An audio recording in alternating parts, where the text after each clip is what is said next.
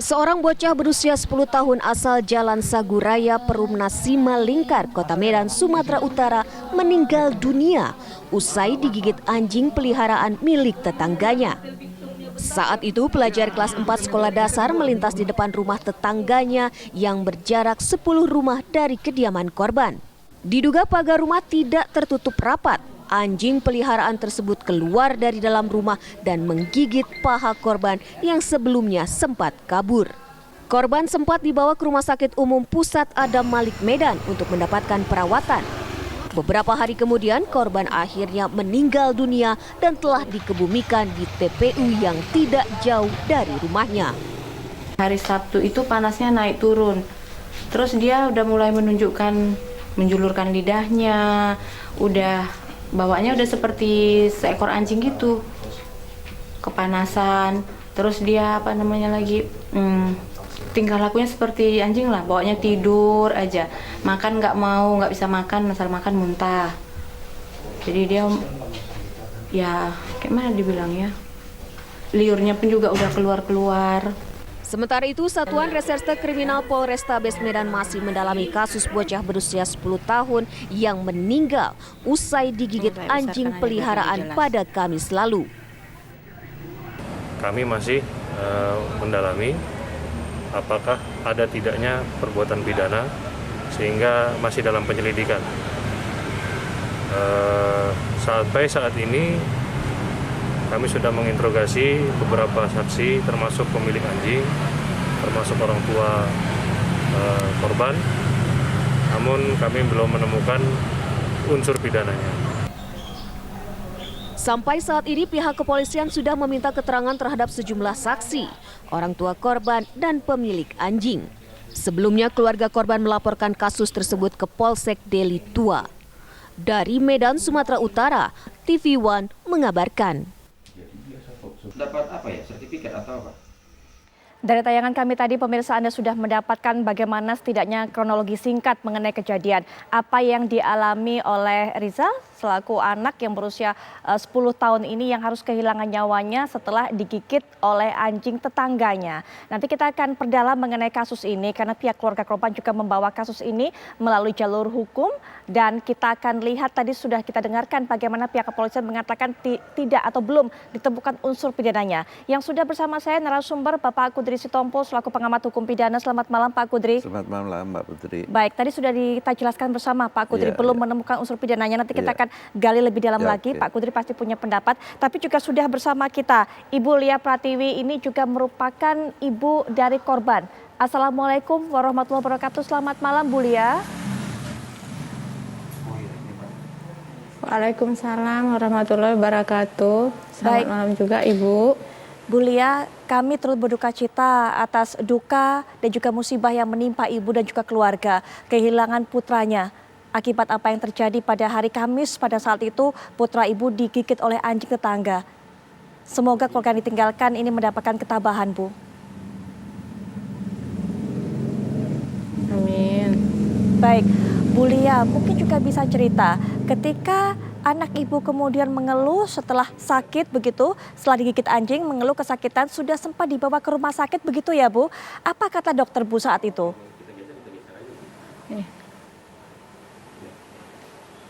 Saat itu dokter mengatakan vaksinnya belum ada lagi kosong. Vaksinnya belum ada lagi, masih kosong. Vaksin apa Bu? Iya. Vaksin anti rabiesnya. Vaksin anti rabies. Jadi pada saat Ibu membawa anak diperiksa saat itu, almarhum putra Ibu, kemudian dokter sudah mengatakan bahwa almarhum putra Ibu terkena rabies ya Bu? Belum dipastikan. Baik, belum dipastikan. Iya. Iya, baik Bu. Mungkin bisa diceritakan Bu, apa yang dialami oleh anak Ibu sebelum meninggal dunia? Tadi sudah sempat kita dengarkan cerita demam, kemudian juga bertingkah seperti anjing begitu Bu. Mungkin bisa diceritakan lebih lanjut Bu.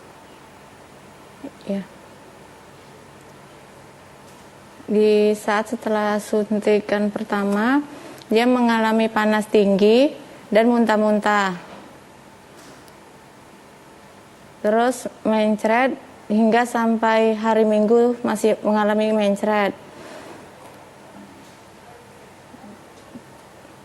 Terkadang dia menjulurkan lidahnya, terus badannya, kakinya lumpuh, tidak bisa bergerak, kaku, bapaknya lemah seperti anjing gila itu.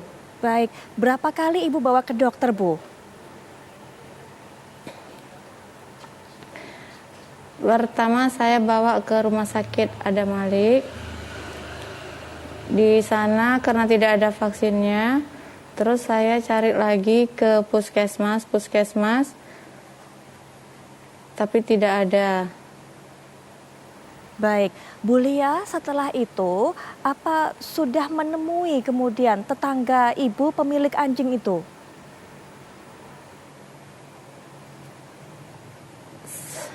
Saya sudah menemuinya di hari Jumatnya. Apa yang Ibu sampaikan, Bu? Apa yang Ibu katakan kepada pemilik anjing itu?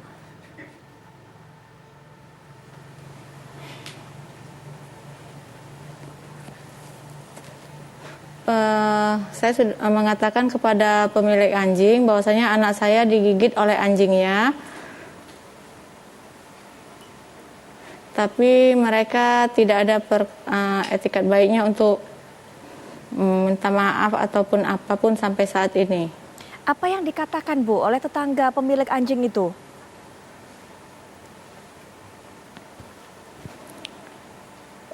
Saat saya menunjukkan kwitansi pengobatan yang pertama, mereka merasa meragukan kwitansi itu. Jadi mereka berkata, kalau hanya 100.000 nanti malam kamu ambil ke rumah saya. Tapi saya tanyakan dulu kebenaran kwitansi ini. Terus dia berkata lagi, hanya gara-gara 100.000 aja kamu ributkan, kata si istri. Berapa kali Ibu menemui... Terus kemudian suaminya berkata... Ya, silakan Bu, silakan. Suaminya berkata seperti ini, ke jalur hukum pun kalian bawa saya tidak takut, apalagi sampai memanggil wali kota, saya tidak takut untuk menghadapinya. Bu Lia, berapa kali Bu menemui pemilik anjing itu? Sekali itu aja, tapi Kepling udah bolak-balik ke sana. Baik, Bu Lia kemudian sempat melaporkan hal ini kepada Pak RT atau Pak RW. Saya udah lapor sama Kepling di saat anak saya digigit di hari Kamisnya. Jarak rumah Ibu dengan rumah tetangga ini jauh, Bu? Sekitar 10 rumah. Sekitar 10 rumah. Anak Ibu biasa setiap hari melewati rumah itu? Biasa memang melewatin rumah itu.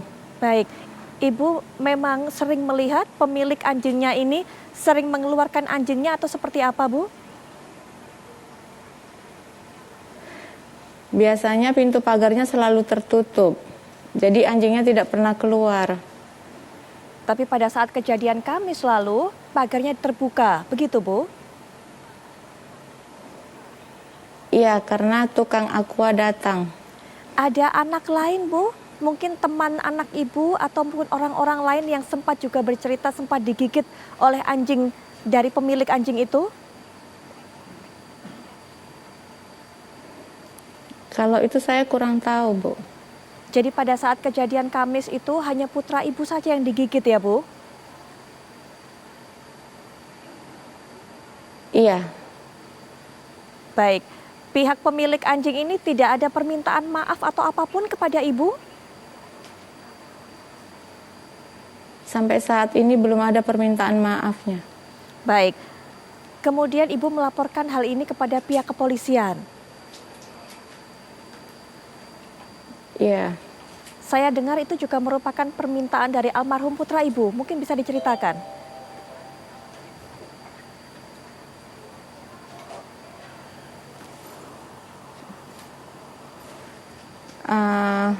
Memang iya permintaan anak saya karena sewaktu hari Jumat itu kami langsung melaporkan kejadian ke kantor polisi. Terus anak saya mengatakan pada omnya yang merupakan kuasa hukum kami, dia berkata, "Om, teruskan kasus ini ya Om, maju terus ya Om," katanya. Baik, dari pihak Pak RT setempat ataupun kelurahan setempat ada yang mengajak bicara dengan ibu untuk membantu menyelesaikan masalah ini antara ibu dengan pemilik anjing?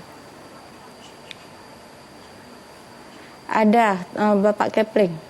Baik, apa yang dikatakan Bu pada saat itu?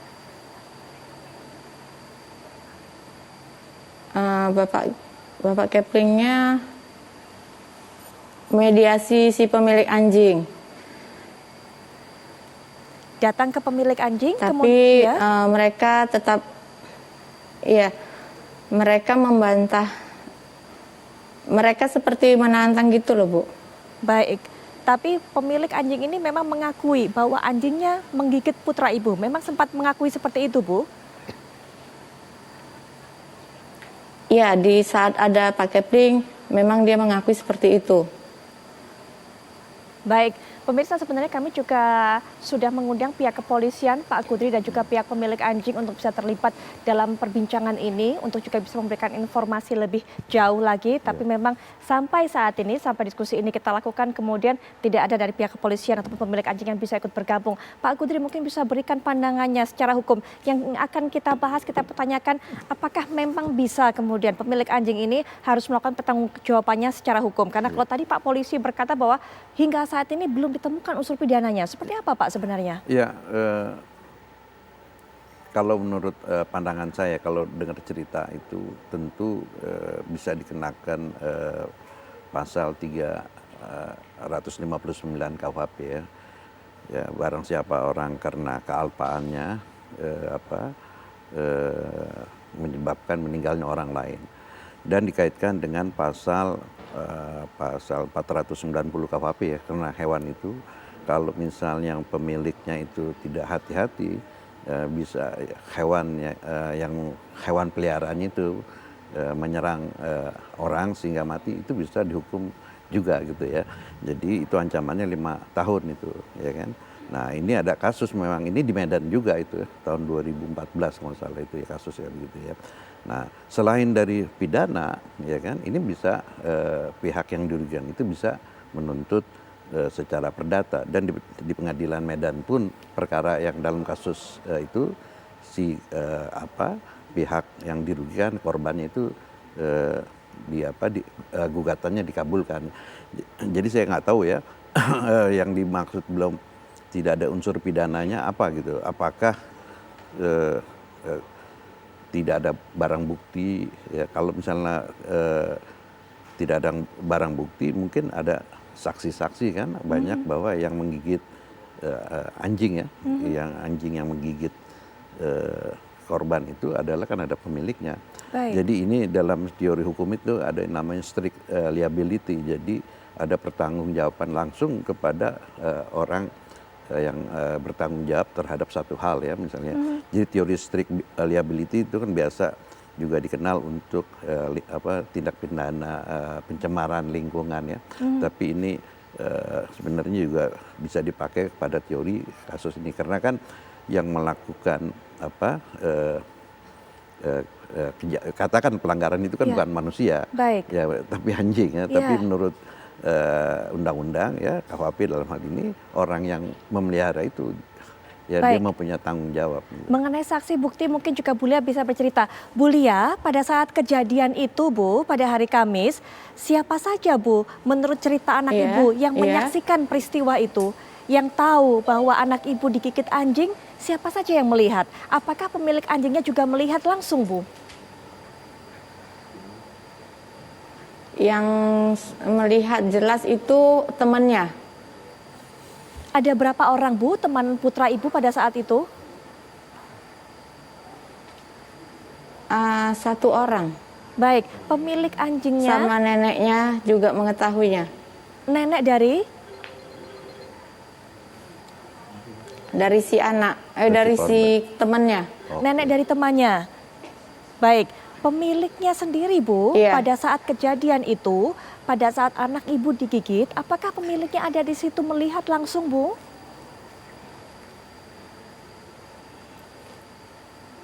Kalau itu saya kurang tahu, tapi kalau menurut anak saya pemiliknya ada di dalam.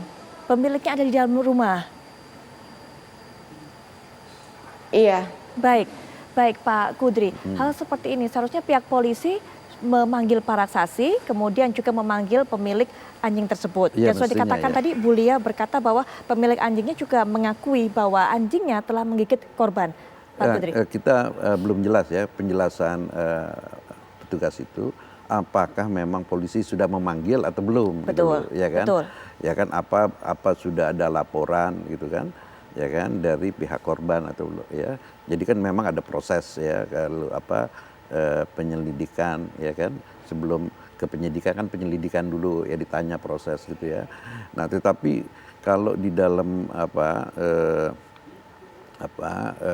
kasus ini ya kan, dibilang barang bukti begini, tidak harus misalnya harus barang bukti berupa saksi ya kan, bisa secara sains gitu ya. Misalnya kalau anjing yang dicurigai itu kan bisa diperiksa ya, air liurnya apakah sama dengan yang ada di sana. Kalau misalnya kalau dengar ceritanya itu kan karena belum ada vaksin rabies. Betul. Ya kan, berarti kan jelas bahwa itu kena rabies. Memang umumnya kan anjing itu membawa virus ya, rabies ya kan. Iya. Nah, Baik. kalau misalnya sudah diperiksa anjing itu memang positif ada rabies ya kan, dan itu gigitannya ini kan bisa bisa disimpulkan. Iya. Dan kalau masih diragukan itu kan bisa dilakukan otopsi ya kan. Nah, apakah bekas gigitannya itu sama dengan bekas gigitannya anjing itu gitu loh. Baik. Jadi saya kira barang bukti itu tidak harus saksi ya, salah Baik. satu saksi. Apalagi ini kan yang korbannya meninggal, jadi Iya. dia nggak bisa kasih jelaskan, apalagi masih di bawah umur ya gitu ya. Nah juga misalnya kalau yang melihat langsung itu temannya korban masih di bawah anak, Baik. ya itu kan menurut hukum Iya. dia kan tidak harus Baik. ini kan gitu ya, karena dia masih anak-anak. Tapi kan bisa didengar keterangannya, Iya. jadi dia tidak harus jadi sumpah jadi saksi, tapi Baik, Pak didengar Kudri. keterangannya Iya. dan dipersesuaikan dengan alat bukti yang lain. Itu kan Iya. bisa terbukti ini anjing yang ini Yang sama atau bukan. tidak? Ya, Ya. baik. Baik Pak Kudri. Ibu Lia, terima kasih Bu sudah meluangkan waktunya untuk memberikan informasi kepada kami. Semoga ini segera mendapatkan penanganan yang serius dari pihak kepolisian, Bu Lia. Sekali lagi turut berduka cita atas meninggalnya putra Ibu. Selamat malam Bu. Wassalamualaikum warahmatullahi wabarakatuh. Iya. Baik, Pak Kudri, semoga kasus ini jadi perhatian bersama, Iya, jadi iya, pelajaran iya. bersama terutama bagi para pemilik hewan piaraan, Iya, begitu iya. agar tidak membahayakan orang lain. Dan juga kita harapkan pihak kepolisian bisa menindaklanjutinya dengan serius. Karena seperti yang sudah kami informasikan tadi, kami hingga saat ini juga tidak mendapatkan respon dari pihak kepolisian untuk bisa memberikan keterangan. Nah, kami akan jeda sejenak, tapi saat kami kembali, kami bawa Anda untuk bisa melihat apa dasar-dasar dari para hakim Pengadilan Tinggi DKI Jakarta kemudian memberikan potongan hukuman yang begitu lama atau begitu banyak, 6 tahun dari ataupun bagi Pinangki. Nah, kami akan bahas saat lagi.